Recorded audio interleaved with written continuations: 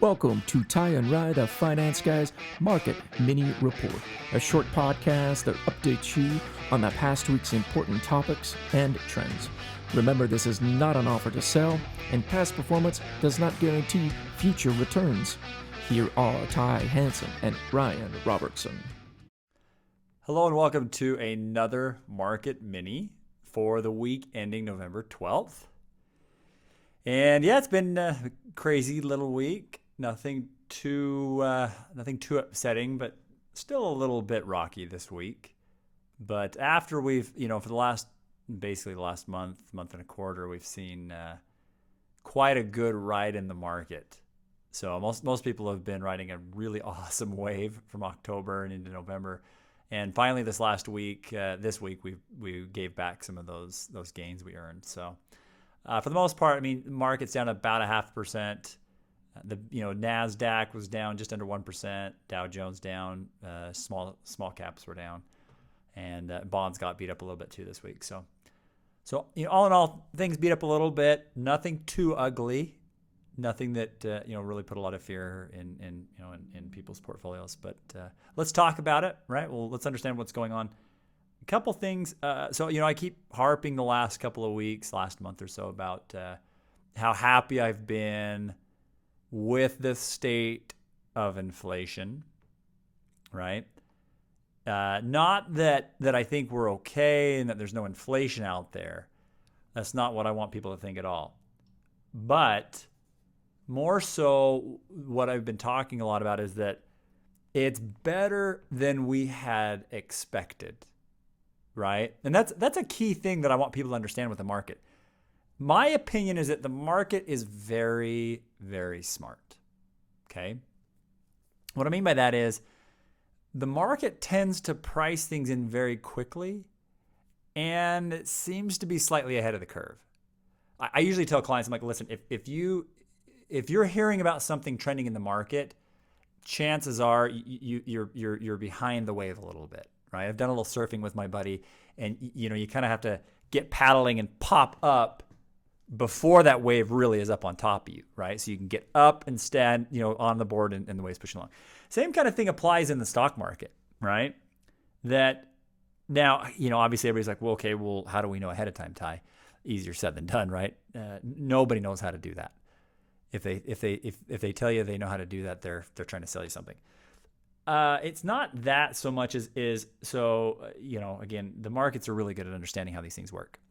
And for the most part, I think the market had kind of looked at this year and expected inflation to be worse and to be a little bit more apprehensive. And not only that inflation data would be rising, that things would be costing us more, gas would be more, groceries, whatever, but that would be really hurting economic output, right? Revenues and earnings reports for companies. So we're still seeing strong growth within companies, and we're still seeing good earnings reports. And the inflationary data, for the most part, has been either right in line or even maybe a little bit better than what people think or what they were expecting. So I think because of those factors, that's where we're not seeing the market freak out as bad as we had expected earlier in the year. So anyways, is it still a problem? I keep saying this. Yes, inflation is still a problem. Still the highest on my list of things that are giving me an ulcer. But it's not as bad as we were expecting. And that's a good thing because the market had expected worse, kind of priced it in. And now we're thinking, no, it's not quite as bad. I think we're going to be okay and we're going to weather the storm. So it's like, okay, let's get out there. The economy is going to keep going. So a couple interesting things though. So this week, the number of people quitting their job, right? There's economic data that we different pieces of economic data that we follow, right? The job quit report or job quit data came out, and 4.2 million people quit in September, a lot more than it was expected. And it's just this interesting thing where we still have good economic output. We're still seeing GDP okay, right? But we're seeing people leave their jobs in droves, and employers are having a hard time filling jobs. So just keep that in the back of your mind. For me, it's like it does frighten me a little bit what that means over the next 6 months to a year, right? And again, it's not that there aren't jobs out there to be had. It's just that we're seeing people, to be frank, not wanting to work for whatever reason. And I mean, there's different things we can talk about with that. But anyways, keep an eye on that. Okay, let's shift gears for a quick second and talk about Tesla. Not that I don't like to dive into individual stocks too much with this report, but some interesting stuff this week. Tesla has been taking a little bit of beating, and Elon Musk has been selling off large chunks of his shares. And the reason I bring that up is, as we see people talk about, Tesla and cryptos and things like that, there's a lot of speculation in those types of investments, and they're really, people are, hey, we should buy. And, a lot of people made some really good money on Tesla over the last couple of months, but again, speculation, right? So just be cautious of that. So anyways, Tesla, Elon Musk selling off big chunk of shares last little bit. So, okay, last thought, infrastructure bill. So last week or so, a little over a week, the infrastructure bill was signed. So basically, I want to talk about this for a second because it's not necessarily impacting the market. The market doesn't really care as much about it. I know a lot of people are really concerned with it. Tax burdens, what does this really mean? The reason I want to talk about it, though, is I have talked to so many people who are so freaked out that their IRAs are going to get just beat up because of the taxation and things like that with the infrastructure bill. I cannot stress this enough. Yes, there will be a few tweaks to IRAs. I guarantee you 99.95% of Americans' IRAs will not be impacted by the changes that are looking to be implemented, okay? There was some early talk about limiting private placements, things like that.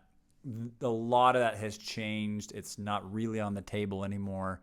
And the Build Back Better, Build Better Back Act, which is the second part of the bill that's looking to be passed, still being debated, that has changed the language quite a bit. So infrastructure bill passed. In my opinion, there's a lot of good deferred maintenance that's being taken care of in our economy, in our nation's infrastructure.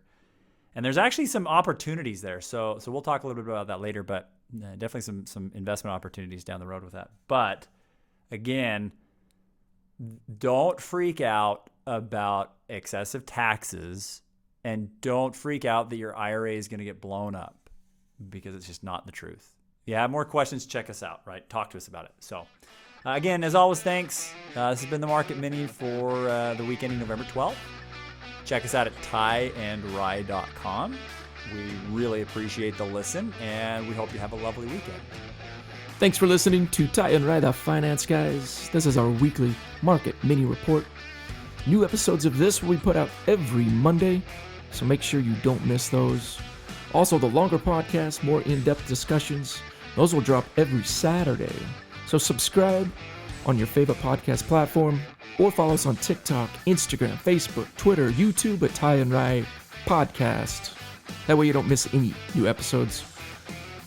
Thanks for listening, everybody. Hope you have a great week.